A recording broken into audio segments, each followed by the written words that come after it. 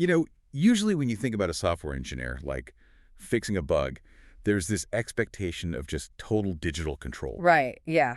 Absolute control. Yeah, you find the broken line of code, you Yeah. rewrite it, you hit compile, and the system just instantly obeys you. Because it's completely deterministic. Exactly. You are the master of your little digital universe. Hmm. But the moment you step away from the keyboard and try to troubleshoot, the messy, unpredictable world of biology. Oh, yeah. That's a whole different game. It really is. Like specifically, if you're trying to manipulate a living ecosystem inside your own living room, that instant feedback loop just totally shatters. Yeah, you're suddenly dealing with a troubleshooting landscape that's dictated by evolutionary forces that are, way older than humanity. Right. And it forces an entirely different kind of engineering. It really does. I mean, you are moving from a system where you dictate every single variable to this complex, non-deterministic system where you can really only make suggestions. It's just hope the organism responds. Exactly. Yeah, you just hope. Which is exactly the tension we are jumping into today. Welcome to the deep dive, by the way, for you listening. Today, our mission is exploring this fascinating intersection of software engineering, meticulous personal documentation, and, well, playing Mother Nature. It's a really unique blend. It is. We are looking at a specific blog entry dated March 8th, 2026. The site is qianmeng.org, penned by an author who humbly describes himself as an old software plumber. I love that description, software plumber. Right. And we aren't just looking at like a standalone, simple how-to guide on aquarium maintenance today. We are diving into a post titled Notes on Fishkeeping, Part 206. And that context is so vital. Like, this isn't just a casual weekend update for him. No, not at all. When you look at the archives provided in the source material, this documentation stretches all the way back to July 2011. That's incredible. It really is. It's just this massive, continuous, open-source life journal. And treating a personal hobby like a server log requires a highly specific kind of discipline. Oh, absolutely. So before we can even begin to understand the mechanics of the fish tank discussed in this March 2026 post, we really need to understand the mindset of the creator who's managing it. Right, because the mindset informs the whole process. Exactly. So according to his About section, his nights are spent tinkering with free, Libre, and open source software. Often abbreviated as FLOSS. Right, Flaw Heroes. And he is deeply embedded in that culture of open information and digital freedom. You really see this reflected in the organizations he explicitly urges his readers to support. Like which ones? Well, he lists the Electronic Frontier Foundation, the Free Software Foundation, the Tor Project, and Wikipedia. Oh, wow, okay. Those are heavy hitters in the digital rights space. Yeah. He fundamentally believes that knowledge should be accessible, transparent, and meticulously recorded for the benefit of the wider community. And he takes that philosophy, which is, usually reserved for code bases and digital rights, and he applies it to the physical world around them. Yeah, the scale of his documented projects is just staggering. It's wild. He has 833 parts on Notes on Gardening. Wow. Yeah, 80 parts on Notes on Haskell programming. He's running active logs on Elixir, Go, and Rust programming, alongside these incredibly detailed notes on dieting, meditation, home improvement, and photography. When you actually look at the sheer data output, the mathematical rigor is just astonishing. Give me an example. So let's look at the publishing metrics from the previous 2 years in his archive, 2024 and 2025. Right. In 2025, he published exactly 730 posts. Wait, 730. Yeah. And if you break that down by month, January saw 62 posts, Right. February had 56, March had 62, April had 60. Wait, hold on. Let me do the math. January has 31 days times 2 is 62. Yep. April has 30 days times 2 is 60. You got it. He is publishing exactly 2 posts a day, every single day, without fail. Every single day. And in 2024, which was a leap year, February had 29 days. Oh, let me guess. He published exactly 58 posts that month. That is insane. That is a level of programmatic scheduled consistency that mirrors like an automated cron job on a server. Exactly. He is treating the documentation of his life with the absolute discipline of maintaining a critical software repository. So for you listening, the best way to visualize this is to imagine an open source GitHub repository, but applied entirely to the analog world. That's a perfect analogy. Right. He is logging every biological bug, every environmental patch, and every dietary feature update with the exact same rigor a senior engineer applies to software architecture. Yeah, so his betta spawn logs and Mr. Fish's spawn logs, They aren't diaries. No, they're technical readouts. Exactly. They're technical readouts of an active biological system. And that deeply analytical, data-driven approach is what makes his problem-solving so compelling to read. It completely changes how you approach a crisis. Which brings us to a specific environmental roadblock he logged in early 2026. The heat wave. Yes, let's get into the bug report. It's early March 2026, and he notes that since the Lunar New Year, the weather has been steadily climbing. And he's operating in a region where this time of year brings a really scorching heat. Right. Which he mentions is typical for the region, but still highly disruptive to his systems. Yeah, and I love that he doesn't just rely on, feeling hot. He provides empirical evidence to his readers. He shows his work. Always. He points to a photograph of his tanks, noting that the heat wave is visibly quantifiable. Just by looking at the water levels, right? Exactly. He's tracking the high evaporation rates. He is watching the water lines drop in his outdoor ponds and his indoor aquarium tanks. He's literally reading the physical environment like a dashboard metric. So the water line is dropping fast enough for him to track it as a live data point. Yes. But the biological consequence of this heat wave is severe. Because of this heat, the fish simply do not bond. They completely refuse to mate during this period. Yeah, the reproductive cycle of the entire tank just halts. The natural reproductive functions go offline. The system just freezes. Okay, I actually have to stop you there and push back on the premise for a second. Sure, go for it. If a fish is already submerged in a glass box full of water in a living room, why does it care if it's hot outside? That's a great question. I mean, if they are completely surrounded by their ideal medium, why does a spike in outside weather stop an underwater creature from breeding? Doesn't make sense to me. Well, it really comes down to evolutionary biology. You have to look at the origins of these specific fish. Okay. In their natural wild habitats, which are often these shallow ponds, slow-moving streams, or rice paddies in Southeast Asia, extreme heat and high evaporation rates signal something very specific. The onset of the dry season. Exactly. To a wild betta fish, Yeah. a dropping water line means impending danger. It means the physical space is shrinking, oxygen levels will plummet, and the water might dry up entirely. Oh, wow. So bringing new, highly vulnerable life into an evaporating puddle would be a catastrophic evolutionary mistake. It would guarantee the death of the offspring. Right. So over millions of years, they have developed this hardwired biological trigger that tells them to conserve energy. Just shut it all down. Yep. They will not expend the massive caloric resources required for courtship, mating, and defending eggs until the environment registers as safe and abundant. Okay, so Mother Nature has essentially put their reproductive cycle behind a hard-coded paywall. That's a great way to put it. And the only currency that paywall accepts is the environmental data of a rainy season, the monsoon. Exactly. Without the chemical and physical markers of a monsoon, the system remains locked. But our author, being a software plumber, decides he isn't going to just sit around and wait for the actual meteorological weather to change. No, he writes a script to bypass the local weather entirely. I love this. He executes what we can call the monsoon protocol. The Monsoon protocol. He engineers this precise, three-step methodology to hack the local environment and induce a highly localized artificial monsoon right there inside his glass box. It's a calculated injection of data designed to trip that hardwired biological code. Yes, so let's look at how he actually deploys this. The first phase of his methodology is what I'll call the feast. He writes that the very first thing he needs to do is shift their diet dramatically.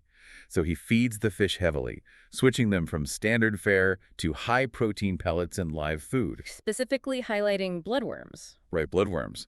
Why the sudden heavy protein? Well, the logic here is tied directly to the mechanics of a wild jungle flood. Okay, tracking. When a monsoon finally hits a dry region, the massive deluge of water washes incredible amounts of terrestrial insects, larvae, and organic matter right into the water system. Oh, so it's like a sudden explosive buffet for the fish. Exactly. So by drastically increasing their caloric and protein intake with rich foods like bloodworms, he is signaling to the fish's metabolic system that the famine of the dry season is officially over. He explicitly notes this is to get them into peak condition. Yeah, because a malnourished fish cannot breed.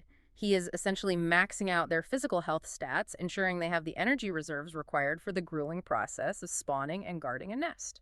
So the fish are now metabolically primed. They are ready. But a full belly in stagnant water just means a well-fed fish in a dying puddle, right? Right. The environment still feels wrong to them. So they need the physical sensation of the storm. Which brings us to the second phase, the deluge. The water change? Yeah, he performs a massive 40% to 50% water change in the tank. Now, if I'm trying to simulate a sudden massive rainstorm, my first instinct is to grab a large bucket, fill it from the kitchen tap, and just dump it into the tank. Sure, that makes intuitive sense. But he strictly mandates the use of aged water. I'm assuming that is because municipal tap water is treated with chlorine, which would completely nuke the biological filter of a fish tank. That is exactly it. That municipal chlorine is effectively a weapon against the exact microorganisms a fish tank needs to survive. Because tap water is treated to kill bacteria, so it's safe for human consumption. Exactly. But an aquarium relies on a delicate, invisible ecosystem of beneficial bacteria to process the waste the fish produce. Right, the nitrogen cycle. Yes. So pouring raw tap water into a tank doesn't just burn the fish's gills, it annihilates that microscopic filter. Which would lead to a toxic buildup of ammonia. Correct. It would crash the whole system. So how does aging the water solve a chemical contamination problem? What does aging even mean here? It relies on the physical properties of the chemical itself. Chlorine is a highly volatile gas when it's dissolved in water. Okay. If you simply draw a bucket of tap water and let it sit exposed to the ambient air for a full 24 hours, the chlorine naturally off-gases. It just evaporates. Yep, it completely dissipates into the air. That is incredibly elegant. You don't need to buy expensive chemical dechlorinators or anything. You just use time and exposure. Exactly. And by using the safe aged water, he can safely introduce a massive 40 to 50% volume replacement. Wow, that's almost half the tank. Right. And because this water has been sitting out, it is slightly cooler than the stagnant, heated water in the tank. Oh, I see where this is going. Yeah, that sudden influx of cooler, fresh water perfectly mimics the dramatic temperature drop and volume increase of a heavy monsoon downpour filling up a depleted pond. That's brilliant. So he has solved the metabolic data with the bloodworms Check. and the physical volume and temperature data with the aged water. Check. But a sterile bucket of water isn't a jungle. No, it's not. And that brings us to the final invisible layer of the illusion, the chemistry. He alters the water's chemical composition by introducing IAL, or Indian almond leaves, directly into the tank. This is where the environmental hacking becomes incredibly granular. Yeah, he synthesizes exactly why this matters in his notes, doesn't he? He does. Adding Indian almond leaves increases the water's acidity, effectively lowering the pH. But it goes far beyond a simple pH adjustment. What else does it do? As these specific leaves break down in the water, they release humic acids and a heavy concentration of tannins. And so he is quite literally steeping the aquarium water like a giant cup of tea. That is the exact mechanism. Oh, wow. In the wild, when monsoon rains fall, they don't just hit the ponds directly. They wash over the dense forest canopy, filter through the thick layer of dead leaves and organic detritus on the jungle floor. And they carry all those accumulated tannins and acids right into the pools where these fish live. Exactly. Which means the fish don't just feel the rain, they taste it. Yes. They possess specialized olfactory receptors and sensory organs that detect the chemical markers of a flooded environment. That is so cool. And those tannins also provide a massive boost to the water's antibacterial and antifungal properties. So it's actually protecting them. Yes. By dropping these leaves into his indoor tank, he is recreating the chemical signature of a safe, nutrient-rich post-storm nursery. He is telling their biology that if they lay eggs now, those eggs will be protected from fungal infections by the tannins in the water. It's perfectly orchestrated. He has successfully compiled the monsoon. He really has. He fed them the biological data, the temperature data, and the precise chemical data required to bypass the evolutionary lock. But, the execution phase of this biological code requires a completely different skill set than his software projects. It demands a total shift in mindset. It really does. Which brings us to our final section, the art of waiting. I want to look at the exact conclusion of his March 8th experiment. Okay, let's hear it. After doing all this meticulous prep work, measuring out the bloodworms, aging the water, and steeping the Indian almond leaves, his final log entry just says, "And now, we wait. Let's see how these adjustments work out in the coming days." The contrast to the rest of his digital life is just profound there. It really is. I mean, think about his Haskell or Python programming notes, or when he is optimizing a script for his Elixir projects. Right? In software engineering, the feedback loop is virtually instantaneous. You run the code, and the compiler either builds the program successfully, or it throws an immediate error log telling you exactly which line failed. You know in milliseconds if your logic was sound. Exactly. But in the Betaspawn logs, there is no compile button. Once the environment is set, nature takes its own absolute unhurried time. The software plumber has to completely surrender his control. Yeah. He has provided all the correct inputs, he has simulated the perfect environment, but the output is entirely dependent on a biological process that he cannot force, rush, or immediately verify. He just has to step back and let the system run at its own natural, agonizingly slow clock speed. It has to be the ultimate test of patience for an engineer. Oh, for sure. Yeah. You can perfectly simulate the monsoon, but you cannot force two fish to fall in love. You really can't. You just have to stand back and trust the environmental architecture you've built. This bridging of the gap between the rigid, deterministic world of technology and the fluid, unpredictable world of living things, that is what makes his journal so remarkable. He is applying the rigor of coding to the patience of biology. Exactly. So for you listening, when you step back and look at what Kadmang actually achieved here, it's a profound lesson in problem solving. It really is. Through the lens of his meticulous journaling, we see how keen observation, like noticing the subtle, steady drop in a water line, can identify a systemic roadblock before it becomes a failure. And we see how structured preparation can solve it. Yeah, by introducing high-protein bloodworms to mimic an insect flood.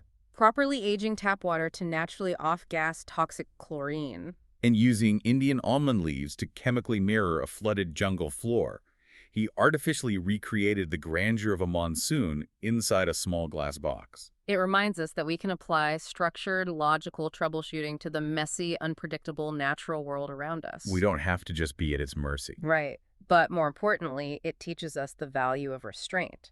Sometimes you have done everything right. You have set the perfect conditions for success. And the only thing left to do is have the discipline to wait for the results. Exactly. But before we sign off, I want to leave you with a final concept to mull over, something that practically jumps off the page when you look at the sidebar of this blog, but that we haven't even touched on yet.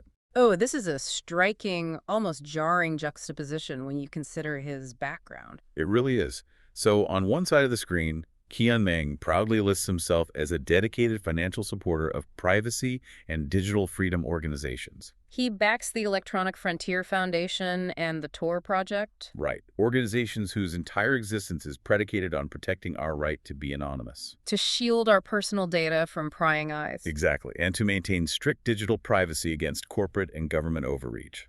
Yet, simultaneously on the exact same page, he has spent over a decade publicly broadcasting the most granular, intimate details of his quiet home life to the entire globe. He is publishing exact timestamps of his diet. Yeah. He is sharing the survival rates of his garden seedlings, his personal thoughts on meditation, the exact days his fish spawn, and the precise water levels of his backyard ponds. He is volunteering thousands of incredibly personal, mundane data points to anyone on the internet who cares to look. It raises a fascinating question about how we navigate modern life. We fight so hard to encrypt our communications and hide our search histories. Yet we possess this immense desire to document our existence. We really do. So here is the thought I want you to explore on your own. How do we reconcile our modern, sometimes desperate need for digital privacy with the profoundly human urge to share our quietest hobbies, our smallest discoveries, and our most intimate, mundane routines with the entire interweb? It's quite the paradox. We demand the clean, binary logic of a secure, private digital life. But at the end of the day, we are still biological creatures, fundamentally hardwired to connect, to bond, and to leave a meticulous log of our existence for someone else to find. And sometimes, whether you are trying to induce a monsoon or simply trying to connect with a stranger across the internet, the only thing you can do is set the environment, step back,